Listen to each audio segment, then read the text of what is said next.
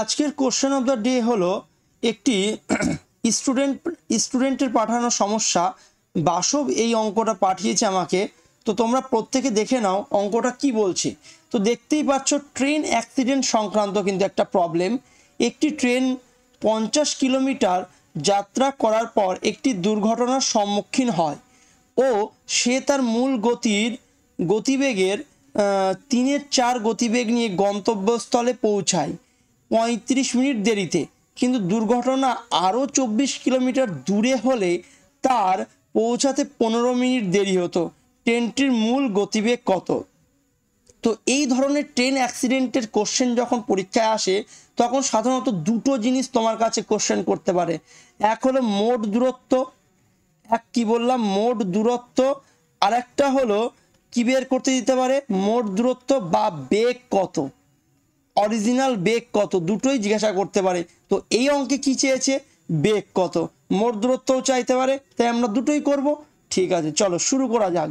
কি বলতে চেয়েছে অঙ্কটায় দেখো, বলছি এই মনে করো একটা দূরত্ব 50 কিলোমিটার, সেই 50 কিলোমিটার দূরত্ব অতিক্রম করার পরেই ট্রেনে হয়ে গেছে অ্যাক্সিডেন্ট, এবং অ্যাক্সিডেন্টে হওয়ার পরেই নিশ্চয়ই ট্রেনের বেগ নিশ্চয়ই কমে যাবে।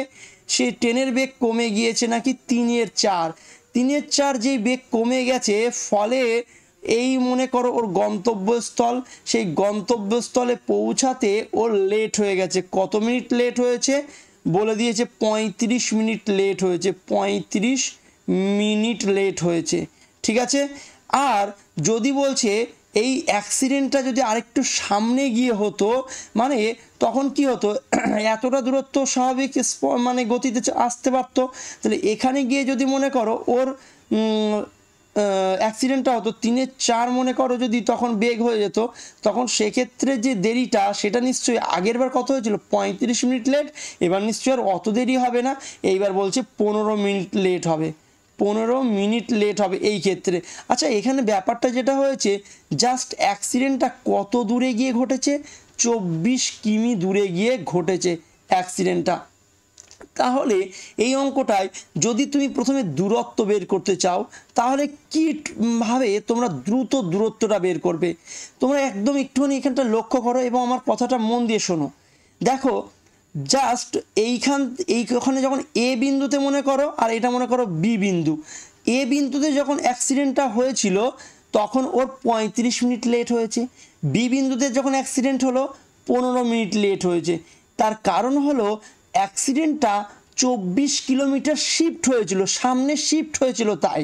আচ্ছা, যদি তার মানে 24 কিলোমিটার শিফট হওয়ার জন্য, মানে সামনে শিফট হওয়ার জন্য কত মানে সময় কত বেঁচে গেছে, দেখো আগে 35 মিনিট লেট হচ্ছিল, এখন 15 মিনিট লেট হচ্ছে, তার মানে 20 মিনিট বেঁচে গেছে না, 20 মিনিট বেঁচে গেছে। তাহলে তুমি বলবে 20 মিনিট বেঁচেছে, 20 মিনিট বেঁচেছে বা সেভ হয়েছে, 20 মিনিট সেভ হয়েছে যখন অ্যাক্সিডেন্ট কতটা শিফট হয়েছিল, 24 কিমি দূরে অ্যাক্সিডেন্ট শিফট হয়েছিল, তাই তো, 24 কিলোমিটার দূরত্বে গিয়ে অ্যাক্সিডেন্টটা শিফট হয়েছিল।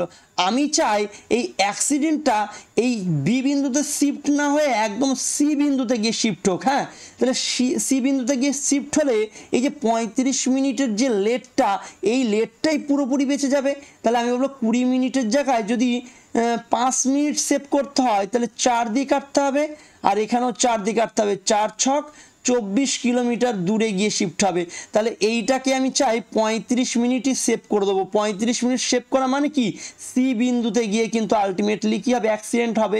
তাহলে 5 7 35, তাহলে এখানেও 7 দিয়ে গুণ হবে। তাহলে আমি বলবো যে 5 7 35 মিনিটই পুরোপুরি সেভ হয়ে যাবে, 5 7 35 মিনিটই পুরোপুরি সেভ হয়ে যাবে যদি কিনা 6 7 42 কিলোমিটার দূরে গিয়ে আমাদের কি হয়, অ্যাক্সিডেন্ট হয়। তাহলে প্রথমে তো 50 কিলোমিটার গিয়েই ছিল, তাহলে আমি মোট দূরত্ব কত বলবো, প্রথমে তো 50 কিলোমিটার গিয়েই ছিল, আর তারপরে আরও কত কিলোমিটার, 42 কিলোমিটার দূরে শিফট হয়েছে অ্যাক্সিডেন্ট। তাহলে মোট কত, 92 কিলোমিটার হলো মোট দূরত্ব, 92 কিলোমিটার মোট দূরত্ব।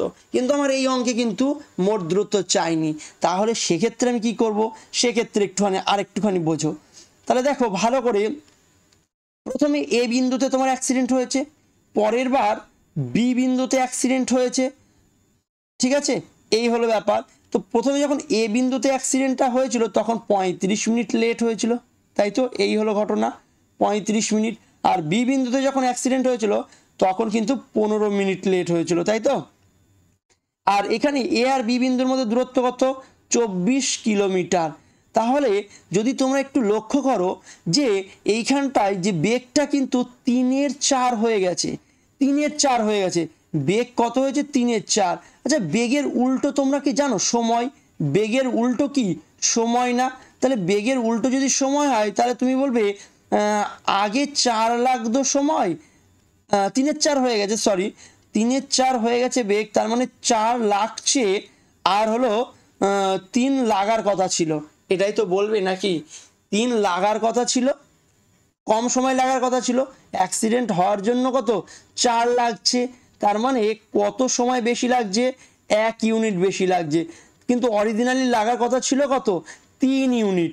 তাহলে এইটুকু জাস্ট একটু এখানে বোঝো যে 1 ইউনিট কি হচ্ছে, এক্সট্রা সময় লাগছে, যেহেতু এই বেগের মধ্যে গ্যাপটাও কত, 1 ইউনিটের গ্যাপ না, তাহলে আমার 1 ইউনিট এক্সট্রা সময় লাগছে, কিন্তু লাগার কথা ছিল কত, 3 না 4, তুমি বলবে যে 3 ইউনিট, মানে কমটা লাগার কথা ছিল।